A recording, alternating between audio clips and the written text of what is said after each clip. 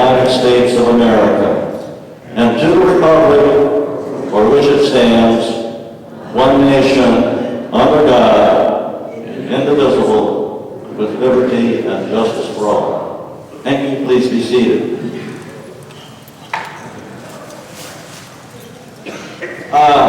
Tonight I'm going to talk to you about all the issues that we go through in worrying about the transfer of the Conservancy to the association.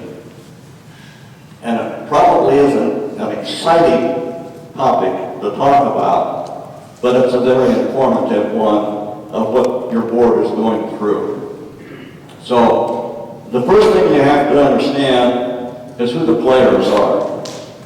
So, and what the purpose is of the Conservancy. And up there in white, you will see three of the players.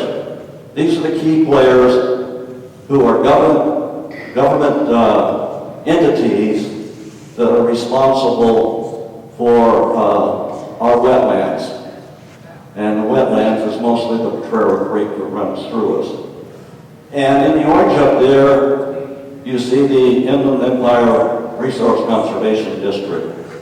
Because it's difficult to manage each of the top three individually, they designate an entity, which IERCD is, to be their spokesperson and conduit back and forth between the land owner.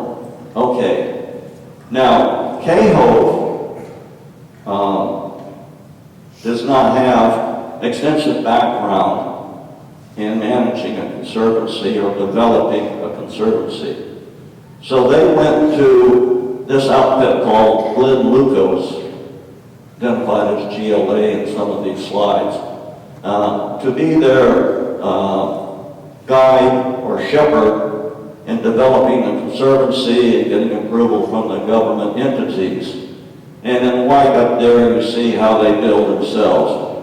They were formed, as it shows up there, in 1989. Most of the wetland laws that came out of Congress came out in 1980 and subsequently shortly thereafter. So all of this is, relatively speaking, new territory for all of the players that are involved. And some of the initial ideas have proven valuable, and some have proven very difficult to work. And I'm going to take you through that. Now, what you have to understand is there's 7 players involved in the process. Every one of them has a legal team. So every document we work on, everything we do, involves 7 different lawyers, or their lawyer teams. That's why it takes a lot of time and a lot of misunderstanding and re-understandings to work something through. This is very important because toward the end I'll talk to you about the timeline that we're working on. This is a 1996 Google Earth photo, infrared, of what this area looked like that we now call home. And one of the things you'll see here is a lot of little dark spots, which are ephemeral streams. Now, ephemeral stream is a stream that's there part of the year and gone most of the year, certainly in the lowland area because it dries up. But it's still a stream, it's still a wetland habitat for some type of creatures that can survive either deep in the ground or alongside it. Now, when CAHO came out with their plan as to where they're going to put housing in here for our HOA, they said they're going to have to bulldoze, move, and fill 27 ephemeral streams. Again, ephemeral means seasonal. In fact, the only 2 streams that they said they won't disturb is Potrero Creek and this drainage S. And I'll talk a little bit more about drainage S. Okay, in order to do that, the Corps of Engineers and their companion organization said, you have to compensate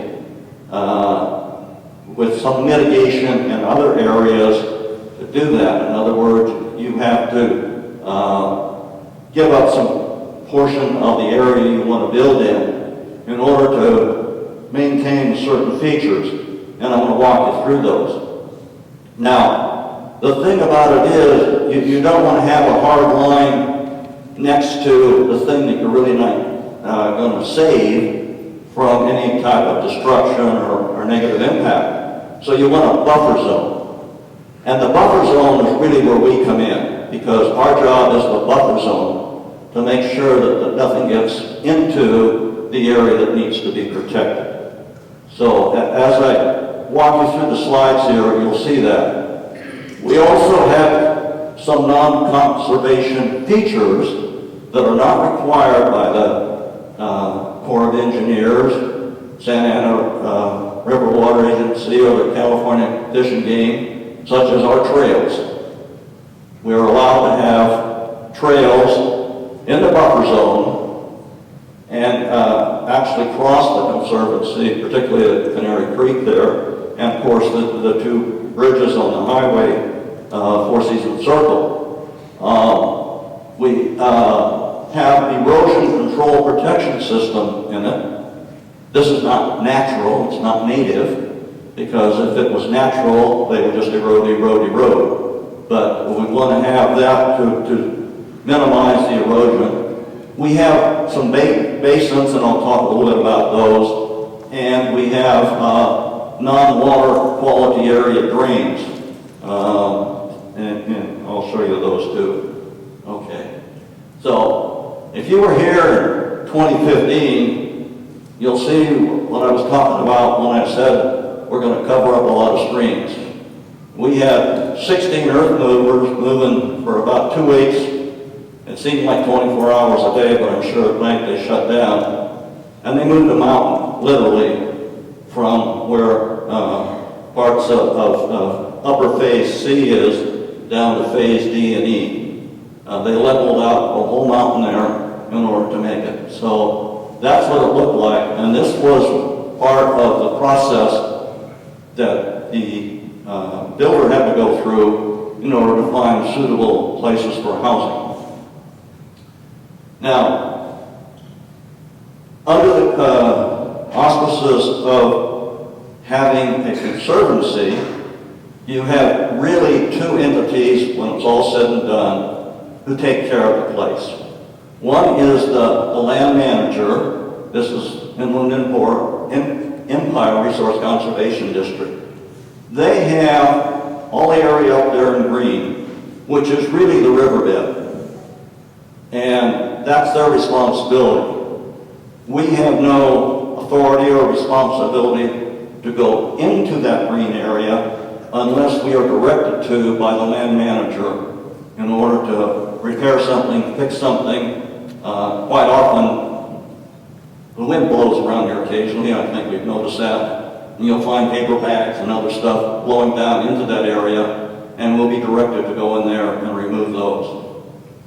The brown area, which is our responsibility, are the shoulders. Most of the trails go through the brown area, so we have to take care of that. The biggest problem, it seems, that the people who want it to look natural have is they don't want invasive species of plant life moving into the green area.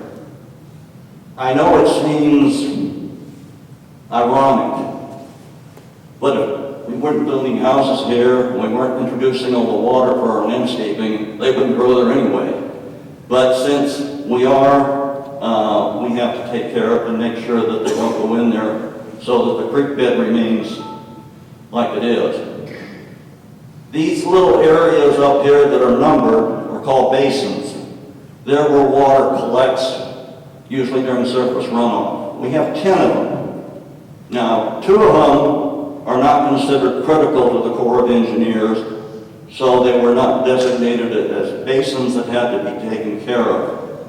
But they are basins And if you walk the trails, which I'm sure most of you have, you'll see them. And sometimes they have these big round metal pipes in them called tea kettles, and they're to help drain those out. But those are collection ponds for surface runoff. And they have their own biosystem of critters that live within them. And some of them, particularly the one off Trail A, it seems to retain water throughout the year nowadays. So it kind of looks a little swampy. You'll see over here, this is the one up at the north edge, and this is the one at the south edge, 5 and 10. I'm going to talk about those. They are not considered critical to the Corps of Engineers, so they don't come under the same standards. Okay, we have one bioswale. Nobody knows what a bioswale is, so I put up the definition, and after you read it, you still won't know. But that's the definition. I can't tell a bioswale from a basin, to be honest. But for the people that do this for a living, there's a certain designation for a bioswale. Ours is right alongside of the windmill. If you go down by the windmill, just as you go down Forsythia Circle, it's on the right there. That's a little depression. Okay. Now, when we set up the Conservancy back in 2005, the builder had to plant certain native, as they call it, plants in the blue area to help build up what the Conservancy would be. And these were the plants that were considered the proper ones, and they planted them throughout the area. And then throughout the area, I'm going to talk about this area up here. Now, this is Potrero. This is the proposed RV park. We don't know if they're going to put an RV park there or not. Apparently, the city has a moratorium on building more RV parks, so we don't know what the situation will be.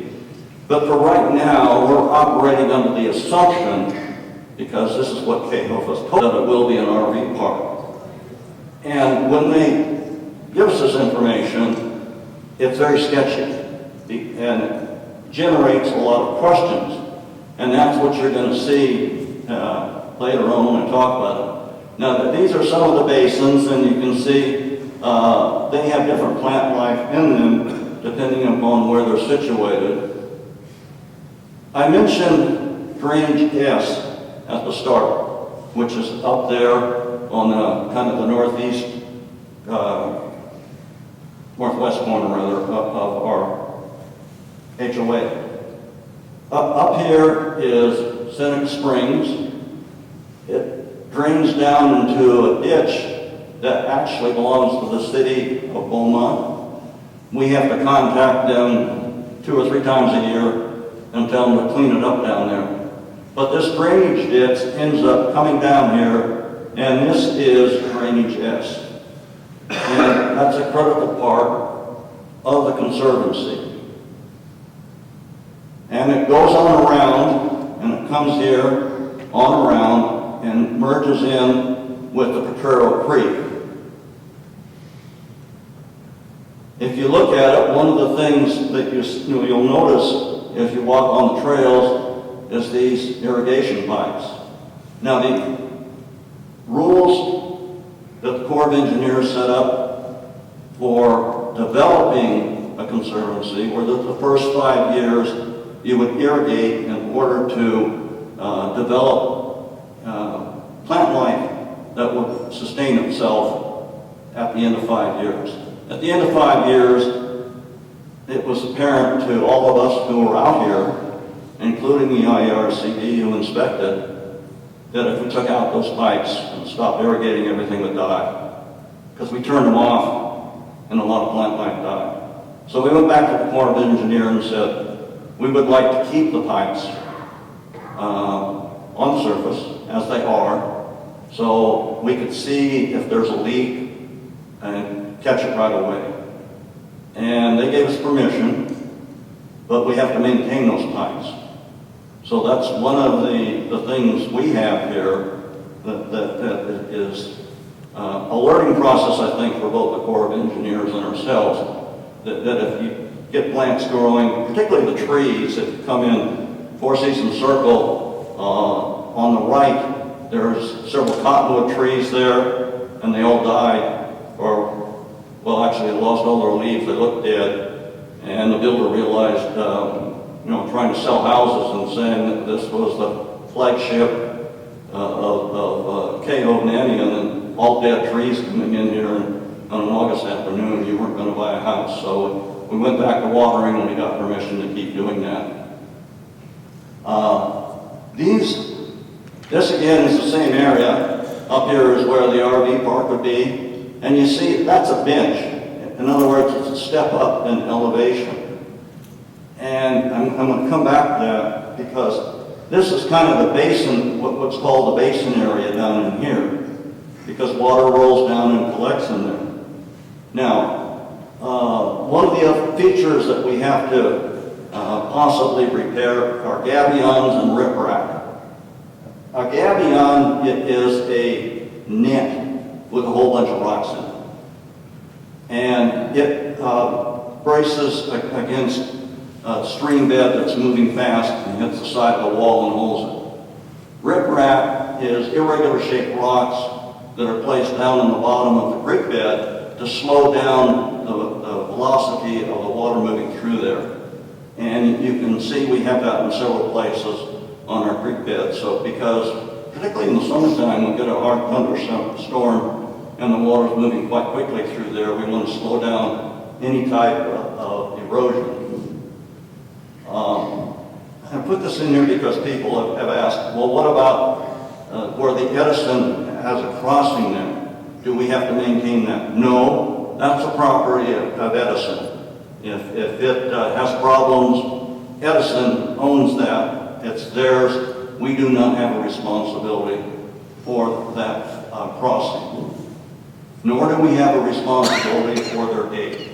Even though those two features are within the Conservancy, we are not responsible for maintaining it, or won't be, once we take over. Now, the trail fencing that was put up, I think it was around 2008, because the first 2 years I was here, I don't recall seeing it, and they put it up.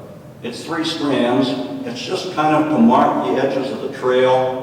There was an issue that was brought up by ERCD because people who were walking their dogs were turning them loose and they were going down into the creek bed, and they said we've got to stop that. So they were put up, and we will have to maintain those. To my knowledge, in my 8 years on the landscape committee, we never had to maintain a trail fencing. So they're kind of maintenance free. Now, we have this area coming in here where there is no fencing. It was kind of unsightly, and people had no interest really in going into that area to put up a fence there. So that's an unfenced area, and even though we're supposed to maintain fencing to keep people out, I think at the time IERCD agreed that there was no need to put it up there. Particularly for home buyers driving in here, you didn't want to have a fence right there that was very unattractive. Okay, there are some additional features that we maintain. We have the picnic tables.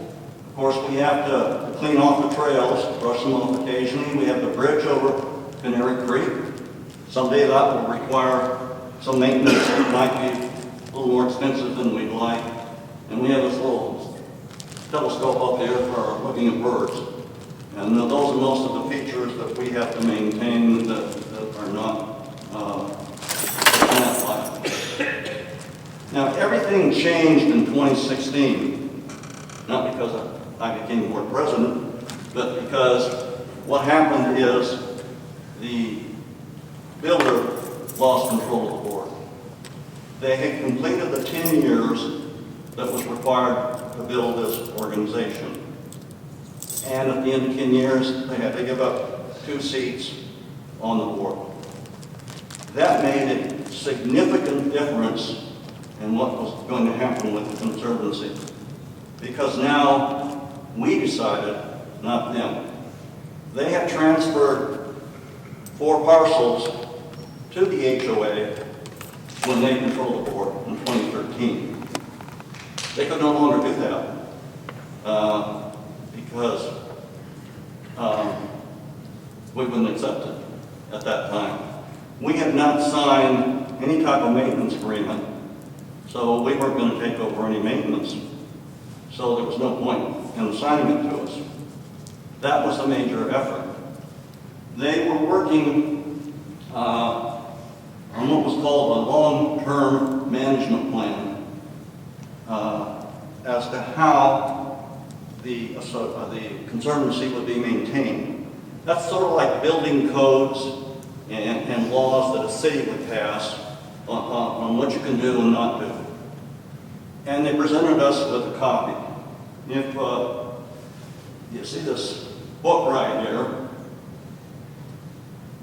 Jerry Mupo, who some of you may remember, gave me this and said, "This is what you need to know about the Conservancy. It's all here. Read it." It took me a couple of years, but it did. And that had all the information about the history and the proposed future. Since that time, an equally large amount of paperwork has been generated by questions that other board members and myself have asked about the Conservancy. There is what's considered a long-term management plan. Like I said, it's the guidebook on how we maintain it. It's done through 4 iterations. One iteration alone, for 3 words, took over a year. Remember, seven separate lawyers involved. Those 3 words, acts of God. I said, we will not be responsible for acts of God. Because that's what's in the originating document. And they said, well, we put not responsible for natural causes. I said, no, I know what acts of God means. Most people do too. Change it. They drug their feet. And finally, about 6 months ago, they agreed. And they changed it and put in acts of God we're not responsible for. So that's how difficult it has been to move the paperwork through this entire process. So now they're talking about the potential RV park or motorhome or whatever we want to call it up there on the prairie. I have questions. Next week I have, along with Eric, a meeting with all the principal players that I showed you earlier up there to talk about this, because this has significant implications. This is the area that would have to be fenced off from the Conservancy for a third party. And it wouldn't be a wire fence. It wouldn't be 3 feet of brick with wrought iron above it. It would have to be solid. It would have to be something that would not allow potential pollutants to come down into the Conservancy. If you want to know what the original plan was, there it is, 26 houses. A lot of people want to know, should we have ever wanted that? I personally do. That's 26 people that will be paying dues here and not charging us, not costing us very much money. That's a lot of money we could be using. And maybe someday they'll get back to that if they can't do the RV park, if the city won't let it. I hope that's the case. But one of the things that bothers me is within this document here is a drainage plan that the builder had to prepare in order to start leveling the ground and everything around here. And up in this area here, as you can see, this is their surface water drainage plan. And over here is water quality detention basin. That's in the Conservancy. I don't know that anybody has thought about that yet. So at my meeting next week, that's one of the first things I'm going to bring up. How can you have a third party dump water but we don't know what the consistency is of, the Conservancy, and have us responsible for it? You know, I can't accept that. So these are the kind of issues that we're going with back and forth with all of the lawyers and all the parties involved. If you look at it, there's a chain link fence all the way over to the bridge. That has to come down, and something more suitable for the city and for ourselves to have over there. And if you go to the far side of it, same way over there. There are exposed pipes that run in there. There's a drainage runoff, and there's trash. So there's all these things that we're concerned about in that area. Now, the thing about it is, all of these issues, I'm not sure IERCD is aware of it. Once I make them aware of it next week, I can sit back because they'll take the lead. And they'll say that this is unacceptable for the Conservancy. All I have to do is point it out to them. So that's what's going to happen up north. Now, if we go down south, this is Phase E. Here you see Crooked Creek, the Edison Easement, Island Springs. This area right here is another concern that I have. And the reason I have a concern is, this is the fence line that was proposed. It makes no sense. If you look at the housing over here, you'll see that that's nowhere, doesn't look like that. Now, that might be preliminary, I don't know, but I've got one drawing that shows how they surveyed it out. So what happens to the area in between in here from the housing? I don't know. Can we use it? We'd like to use it.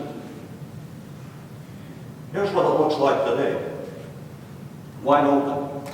When I asked the Cahoff, what's going to happen there, they said, well, we're just going to leave it like that. Well, okay, if you're going to leave it like that, why can't you have the whole thing? Move the line. Because if you go back to looking at this, there's a road that runs right around the wood line here. If you gave us all this area, we could do something with it. I don't know what. We've got a lot of ideas, but don't give us this fence line in the middle of nowhere. It makes no sense. So that's another issue that I have with where we are.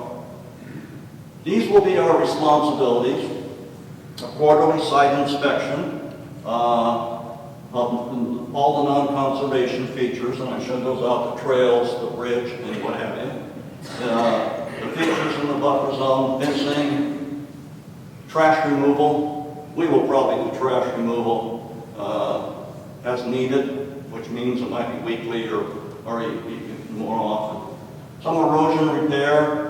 There's a couple of areas of concern that we have right now, but we'll hold off on that because we don't have that responsibility. And the big one down here is the quarterly non-native species removal. Now, we have to have people trained by IERCD on what are the native and non-native species, so they'll know which ones to remove. And they will hold a class, won't cost us anything, to train our people. Yeah, that's a good plant, that's a bad plant. And so they can remove them.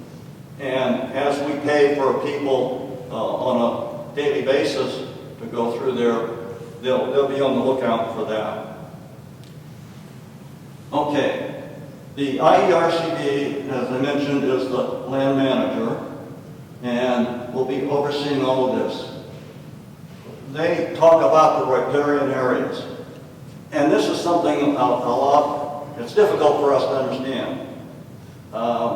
If you're in the business of providing habitats for little critters and creatures, it looks like junk piles in places. They like little boards and rocks to crawl under and hide. They like to sneak out and get food. So it looks trashy in many places, but it's home to them. Their little trailer park. And that is something that IERCD and the people who worry about nature are very concerned with. So we can't go through and clean out the understory underneath all the trees. We have to leave places, dead trees in some cases, for those little critters to get a start on life, to hide from a coyote or a bobcat or something like that. And we will constantly get people telling us, that's a fire hazard. Well, those little critters don't start fires. Mankind does, in most cases. So all we can say is we're not allowed to, and you'll just have to accept it. So this is the long-term management plan. Like I said, it's been through 4 iterations. And hopefully now, the last issue we had was, I asked about putting in a drip system for the trees up there on the entrance from our main gate. That would be more efficient. And IERCD agreed, and we have to get that into the paperwork for the long-term management plan. So the Corps of Engineers will agree to it, and they'll want to see the plan from the plumbing company as to where they're going to put in the drip system. But I think that will be an investment that's worth our while to make. We have a weed management plan. I talked about that. Okay, nothing much else there. Okay, cost and funding. When we had our initial meeting with the board, they talked about 2 endowments that Cahill would have to fund for the Conservancy. One to IERCD and one to us. IERCD is another nonprofit organization. They would be getting $2 million to do all the work that they have to do, mostly paperwork and inspections. And we would get $200,000 for our endowment, which all sounded great. We were concerned, where should we invest our money? What can we do with it and everything else? It sounded great. And then as we got more paperwork about it, we found out that it was to be given to IERCD for us, and they would invest it with an organization out of San Diego that could generate 4% interest. Whereas if it came to us directly, we would be restricted by the California laws for HOAs to have the most conservative investment, which would be less than 1%. Now, one of the things we didn't understand at the start was it was non-wasting, which meant that if we borrowed money from this fund, $200,000, we would have to pay it back as quickly as we could. And while we had it, we would be paying 4% interest. At the same time, we were earning 1% interest on our own money. It made no sense. Why would we ever borrow it? So we went back and asked Glenn Lucas people, what good is that money to us? Why would we ever borrow money from it? And they said, well, we thought it would make the Corps of Engineers think that you guys were responsible. They did this back before the law required us to have reserve accounts. So I told them, look, we have reserve accounts, and anything that we own or are responsible for we will collect money for in our monthly dues. So this is wasted money on somebody's part because it'll sit there. We will never use it. Why would we borrow money at 4% that when we can only earn 1% on our own money? So we're not about to do that. So I told them, we really don't need that money. You use it elsewhere, but giving it to us is a waste of your money. So I don't know if that will survive or not, but for us, it's absolutely no value. The estimated cost, based on what it's costing K-Hope right now, is $10,000 a month to maintain the trails, to have someone walk every day and check that there's no leaking irrigation pipes and to make repairs. And we began collecting money to maintain the Conservancy in 2016. And the reason we did that is because the master plan, which showed that K-Hope would have completed this association in 2016, had us assuming the whole Conservancy. And when the budget gets submitted to the California Department of Real Estate each year, that assumption is still in there. So the California Department of Real Estate says, where's your funds for maintaining the Conservancy? So we have put some money each year in there and hedged a bit by saying, well, we don't have it yet, but we'll put some money in there for it. So we have some funds set aside. I call it the reserve account, others call it different things, but we have already collected money for some of the costs. Now, I mentioned in the articles, the 3 articles I put out, there were 70 homes that back up onto the Conservancy.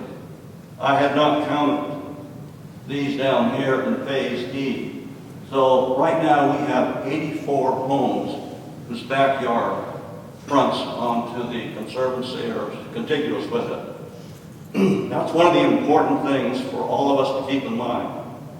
If it doesn't belong to us and belongs to somebody else can be walking and looking in those 84 backyards anytime they want. We did a survey, CP&P did, thank you, Colin, back in 2017, to find out what people are interested in. We sent it out to the people on the AM report. We had almost 700 subscribers at the time. We got 423 respondents. If you look over here, the most popular was walking. Second most popular at 71% was walking the community trails. That's how important the Conservancy is to the people who participated in the survey, and is probably fairly representative of the remaining ones who did not bother to participate. So I asked the question when we set about getting ready to hold this presentation, well, how much do the courts cost? How much does the summit cost? What's the usage versus the trails? So we went back and looked at the court in 2018, and it cost us $145,000 a year to play tennis, to swim, ping pong, and golf. And the summit, $150,000 to swim, horseshoes, and bocce. I didn't include the ones with people who stop to go to the bathroom. Apparently we need pit stops around the Four Seasons Circle. And then I looked at how are we doing this year. We seem to be on the same path. So that's probably a fairly steady number, even though we have a few more people this year, 100 or so than we did before, versus the Conservancy. So I would say all three are equal cost. Yet if you look at what the Conservancy takes up in terms of exercise or adventure for the people who live here, that's probably 50% of the people. far, far greater than any other activity we have. That's how important it is, and on a cost basis, it really makes sense. This is the part of the briefing that I will not test you on. It's how the process is supposed to be working according to the Glenn Lucas attorney that gave it to us. And I'll try to walk you through it. He gave it to me in writing, I couldn't understand it. I had to make a graph, sort of a chart to understand it. So here is a symbol for Kehoe. Really, it's Glenn Lucas. That's why the little symbol is there. IERCD, I gave the bird nest because they're the ones that are going to tell us from March 15th to September 15th, the birdies are nesting and we can't go into the Conservancy. And then the boots are for us, because we walk the trails. So the whole thing has to kick off with a hopeful finalized version of the long-term management plan being sent down to both the IERCD and to us down here to inspect and to sign off provisionally on what we have.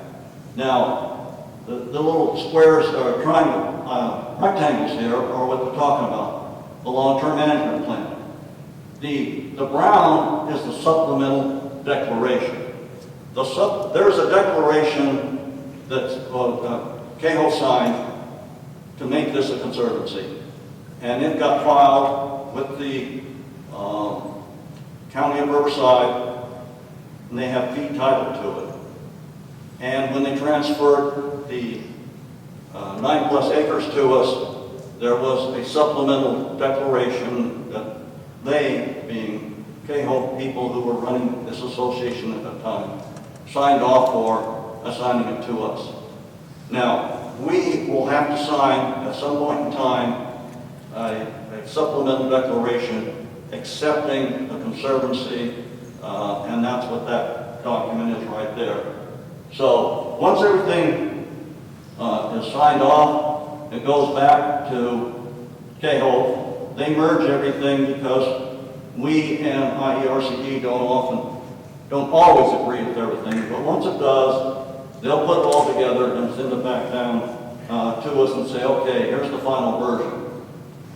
They then have to take those documents along with the endowment management agreement and the supplemental endowment management agreement, which I'm telling them they don't need because we don't want the money, and the paperwork from the San Diego Foundation to the Corps of Engineers.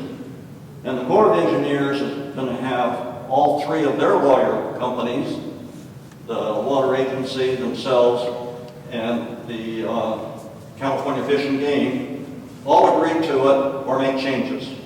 And then it comes back to us with all those changes. Well, it comes back to Kehoe Manion, and then it comes down to us. Eventually, it gets added back to the Corps of Engineers with our acceptance of their proposed changes. Then the Corps of Engineers will say, okay, we've got all the documents, everybody's in agreement, and send it back to the Kehoe. Now Kehoe at this time will take and ask us to sign the supplemental agreement saying we will accept the property that you turn over to us. And they will sign saying we're turning it over to them. This goes into an escrow account. The escrow account will then take all of this from all three entities here, and they will say, okay, everybody's got it, and we've got the San Diego Foundation also in agreement, saying they're taking the money and putting it in, and it comes back down to us, whoops, for one last signature, and then it goes into escrow, and then we can go to work. And that is the time when we start paying for the Conservancy. Now, these little numbers in red that you see up there are when I went through and I tried to guesstimate if everybody is what we in the military call leaning forward in the saddle, ready to sign, I know it, put it on my desk, take it out of my inbox and sign it. We'll take 18 weeks. But not everyone is. Not 7 lawyers. I would say it's more than a year away before we have to start paying. You know, it just, having worked this for 3.5 years now, it just doesn't work that fast. So that's my projected timeline. At the meeting next week, I'm going to ask for these documents. I want to see the last quarterly and annual reports. I don't know what's lurking out there. Has there been a problem area? Is there a problem plant? You know, I mean, we own 25% of the Conservancy and we've never seen a report. So I'm going to ask for those. I want a final copy of the Conservancy report that was done at the end of 5 years. We don't have a copy of that either. The certification of completion on compensatory mitigation. Again, we don't have these documents. We need them. Permission for the irrigation pipe screening, I think that's in the final version of the long-term management plan. But until I see it, I don't know. I want certification from IERCD before we accept the Conservancy that there's no pending maintenance that has to be done. In other words, I don't want to get it and find out a month later, oh, well, we have a problem over here, we have a problem over there, K-Hope didn't take care of this. Because it's not up to us to inspect, it's up to IERCD. We can go out and inspect and say everything's fine, that doesn't cut it. IERCD has to tell us it's okay. So that's what's about to come. One of the questions we asked at our early meeting is, can the city take over the Conservancy? So K-Hope sent a letter to the city, and the city at one time had a conservation committee. They expanded it, they said they don't want it. So if we were not to take the Conservancy, what would happen? You see K-Hope desperately trying to sell property to an outside third party. And they have told us more than once, they are not in the Conservancy business. They will sell it to a third party. And if they sell it to a third party, then we don't know what will happen. But a third party will not take it unless they can make money off of it. And the only way I know they can make money off of it is to charge us to use it. And to charge anybody they want to use it. Sun Lakes, Seneca Springs, who knows who could be using those trails? It wouldn't be us alone. So that's why it's so important for us to take control of the Conservancy, but to make sure we know what we're taking control of before we do. So, now we're up to the question point. Eddie?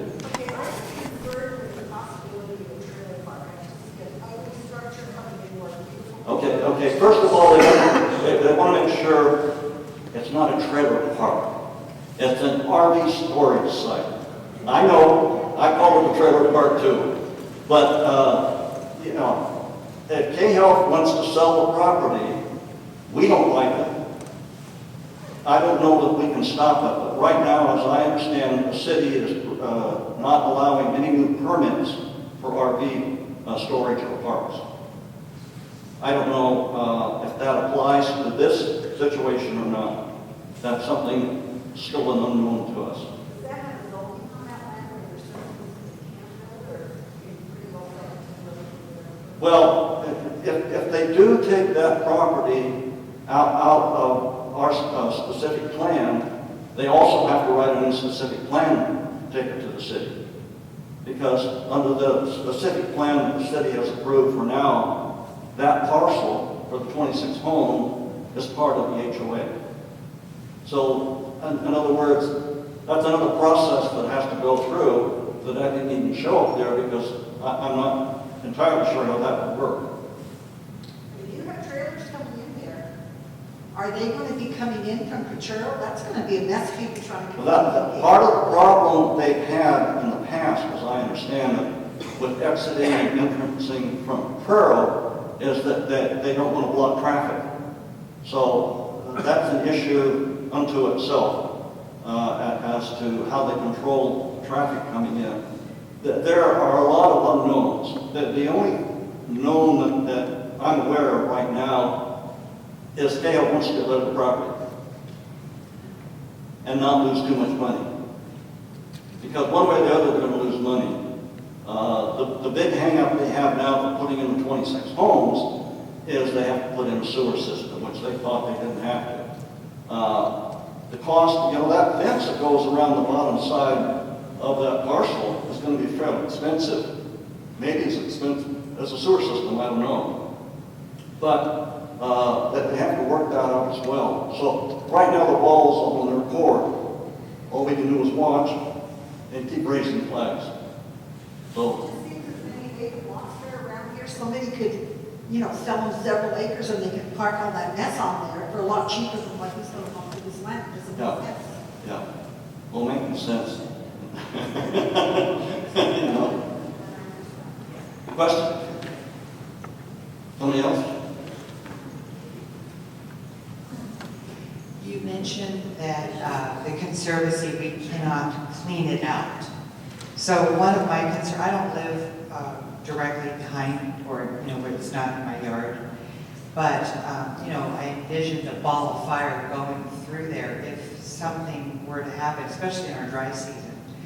So if we're not able to go in there and clean it out, are there things that we're doing on our side of the trail, which butts up against the homeowners' properties, to make sure there is a fire line to keep anything from spreading to homes? The closest thing we have to a fire line is the trails. Well, and I also, like when people are doing maintenance, Yeah. are they blowing leaves into the Conservancy? Are they collecting things and taking it out Well, from our trees? okay, Things like that, to make sure it's all cleaned out. the people who do maintenance in the backyards, No, I'm talking about a landscape. the landscapers, no, they have to collect up their deadfall. The plants they remove, they have to take out because we don't want them in the area. So they're not blowing leaves? No, I don't think you'll see a blower in the Conservancy.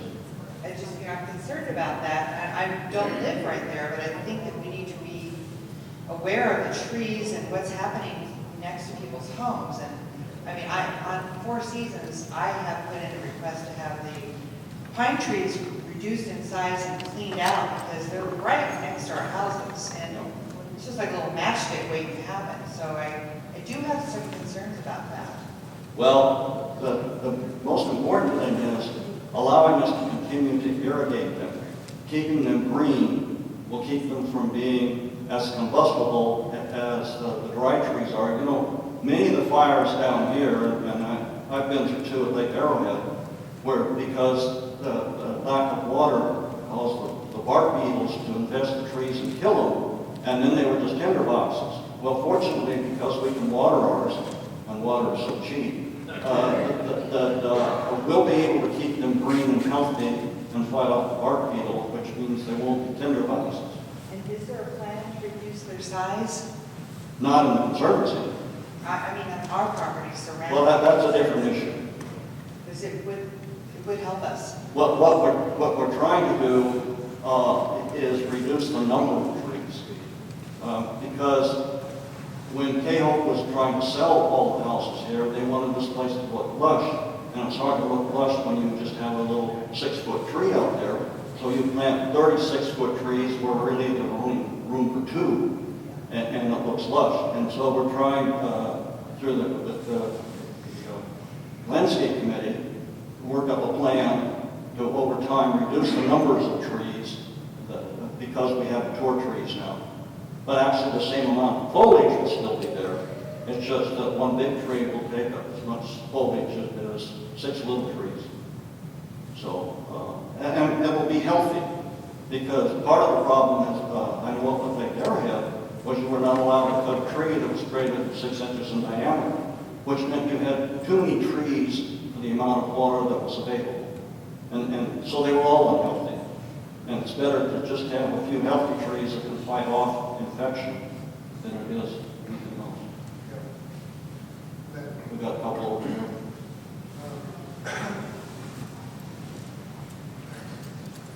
Len, I was just wondering, what kind of a fence, you mentioned a fence going around Potrero and the area that they have sold. Are we guaranteed there's going to be a fence? And also, I think we're guaranteed nothing right now. No. The only thing I can say is between the city, who wants the property to look nice, and ourselves, they made changes to what the builder was planning on doing on Highland Springs. If you go down there, they made them put up the glass because of noise. I don't think they will allow them to have something that's unsightly on Potrero. And also you mentioned whatever they're putting in there. Yes. Have some kind of a wall around it. Did you say that? Or? Yeah, I in my opinion, right now, with IERCD, they're not going to allow an activity to be put in there, particularly one like an RV park, and not have some barriers that prevent runoff from going down into the Conservancy. And I think from a site standpoint, we would push with the city to say that this is our property wall. You can't just have something I'm thinking it's got to be a 6-foot-high block wall, just like they have in Highland Springs. But like I say, the plans are very fluid right now, so it's hard to make. So is it a done deal then that they've sold it to whoever, or have they? Is it still? Oh, it's like I said. Yeah. It's not 18 weeks away, believe me. So we couldn't buy it. I don't know. Well, why would we buy it? Well, to make sure that nothing unsightly and diabolical was. What would we do with it? I mean, the world's most expensive dog park. Yeah, I mean, I think at this point in time that there's no reason for us to even make an offer. That's a possibility. But if they gave it to us, what restrictions would come with it? See, it's not like, here's a gift. Oh, there's no strings attached. Oh, wait a minute. You have to do this, this, and this. So I'm very cautious. You see them dirt piles up there right now. That's because they have to level the whole place out. Where that bench drops down, I showed you where the 26 homes come in. They have to have level ground. Unless they want some view lots for your RV storage. K-Ho is bringing it in right now. They're buying it. They're Buying dirt. At one time they were giving it away, now they're buying it.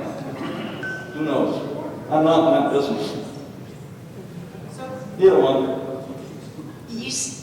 You stated that the landscapers need to pick up after they clean up like the yard clippings and the leaves and everything. I have seen, and I've got pictures now on my phone, where they blow into the Conservancy, and that's from the bridge coming down to the lodge. Okay. You can look at the plants and you can see that they've been Those blown are over. not our landscapers. Our landscapers do not work that area. Wait, I take that back. I take that back. If they are, we'll correct that. Yeah, send that to me and we'll get that taken care of. Yeah, if they are, we'll correct that. They've been doing it for years. Well, the previous ones, which were Brad Holmes' crew, we had no control over. We were supposedly monitoring them, but they were being paid by I'm K-Ho. assuming this is O'Connell because it's from the bridge down. Oh, Connell doesn't have that area, do they? They have a So, Oh, okay. so, yeah, send me those pictures and I'll. But that's good information, and we'll take care of that. So is it an RV park? Wait a minute, we'll get one question at a time. Go ahead, Gloria. Okay, then, first of all, I think, thank you for this presentation. It's been very informative.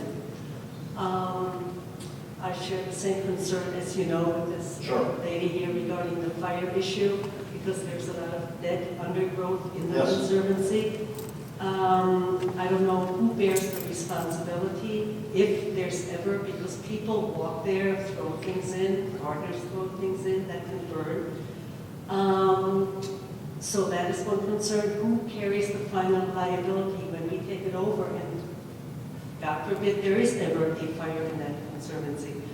Number two, the basins that you mentioned, you said it's runoff. First of all, where does that runoff come from? Because all along Trail B, I've noticed this last summer, there's basically water standing there year-round, even in August, the hottest month of the year. And that's the other issue I'm concerned with are the mosquitoes, because we've had in Riverside County, I'm sure you're aware of it, issues with the West Nile virus, and mosquitoes carry other diseases aside from that. So who will be monitoring that? Will it be monitored? And if they ever find something, will anything be done regarding those insects, since it's a conservancy? Thank you. And Well- I appreciate this presentation. Unfortunately, mosquitoes are an act of God. And we have to live with them because there's no way I'm aware of to prevent them without killing other insects. And there's a lot of good insects out there as well. I know they're working on programs to sterilize them, but the fact of the matter is, there's going to be standing water in the bioswale and in some of those basins, and they will breed mosquitoes. Where does that water come from? It comes from storm runoff from the streets, the sidewalks around here. But, okay, so then my question is, so then the environmental agencies, whoever control this area, are able, because, Conservancy, it isn't like Whitewater or some of the other conservancies that are out in the nowhere area. This Conservancy is in the middle of... And the first thing they will tell you is, this area was in the middle of nowhere. Go back to the 1996 picture. We moved in here. I realize that, but now we've got homes surrounding No, it's like building a house at the end of a runway and saying, my God, there's airplanes taking off. You saw the Conservancy before you moved in here. It was here. And that's Conservancy life. And, we have to live with it. But for the mosquitoes, they do spray in Riverside County. No, you can't spray and kill just the mosquitoes. Yes, ma'am. Hi, I wanted to know, because I'm just not aware of how far up the Potrero Creek actually goes. But what about a fire up in the hills after things burn? If it burned clear down into the Conservancy, it would probably burn out the houses that are along there, because there would be no way to protect them. There's no way to shelter them from the Conservancy, because you can't cut down the dead trees, right? What provisions can we make here as a community in case we have A, a fire, or B, flooding after a fire? Further up they go. Well, further up the hill, if you look at the geologic map or geographic map, topographic map of Beaumont, the dividing line is just up there about where Walmart is. And if it's south of Walmart, like we are, it flows down into Potrero and goes this direction. So would we get the runoff from the hills back? No, if it's on the other side of Walmart, it will go down San Timoteo Creek. Right. So we're really at the headwaters. So what can we do for fire protection? Well, for fire protection, we keep the trees green. That's the best we can do. There's a lot of dead stuff in there. There is, because that's nature. And it was nature before us, and nature after us. You know, all I can say is, you know, our Congress voted for those laws back in the 80s. And in Washington, D.C., they don't have that problem. We do. He was a fireman for 36 years. He knows what a fire should be. Oh, I'm sure he does. I've worked fighting fires too for the forestry, and I've seen the tree explode on one side of it because it was a ground fire and everything. So I have a healthy appreciation for the work that they do. I just wondered, are you talking RV park or RV storage? It's RV storage, is what I was told. Unlike, I mean, sort of like what's going on, is that First or Second? First Street, yes. Yeah. That's my understanding, and I think it's the same operator. But that's my understanding of what it would be. Now, I live on Potter Creek. Is the Paseo behind me in the Conservancy? Well, the Paseo itself is our own park. Yeah. Yeah. When these plants were turned initially, what was that slated for? Houses? Yes. You talk about the portion up there? Yeah, the 26 homes I showed you on the map. If you go back to one of your original maps, those 26 houses are in there. Yeah. That's back when they were going to build 2,000 houses here. You mentioned 10,000, so is that a whole number or is that a guess? No, that is the number that Cahill tells us they've been paying. No, I accept it because that seems reasonable for what they have to do. I know when I was on the landscape committee, I would go with Brad. Every morning, he or one of his people would walk all the trails and check all the sprinklers to make sure that there was no runoff. Part of the problem you have on some of the trails is the way the sprinkler irrigation system works is you pump the water uphill to so that the top one will spray. Then when you shut it off, it drains back down, and so it looks like it's flooding onto the edge of the trails. And so you have to make sure when you see a puddle of water, is it from backwash coming down or is it a broken sprinkler? And if it is, you have to fix it. Other questions? I was told by the secretary that the mosquitoes are monitored. Are they being monitored in the Conservancy or not? The association is not. I do not know if IERCD is. I know they monitor the birds. They have those little bird houses out there. You can see some of them in the trails. I don't know if they still do. They had a biologist, Sally was her name, the first several years when I was working in the landscape committee. She'd come out, count the bird nest and what have you. Now, I know we have a bird watching group. We could get more birds, we'd have maybe more mosquito eaters. Yes? Point four, originally when plantings were made, they planted a very large amount of conifers. Yes. Which since about 8-10 years ago. Yes. About 8-10 years ago, were determined that they are parasitic and they are just water-sucking monsters. Yes. There are, just about every one of them on the outside has been taken down. There are still some in the Conservancy that could not be touched. Are these going to, trees like this, because they are non-native and they are such water suckers, are they going to be taken down? I think we can cut the roots of the ones that are invading into the backyards, and if you cut the roots enough, the tree will die.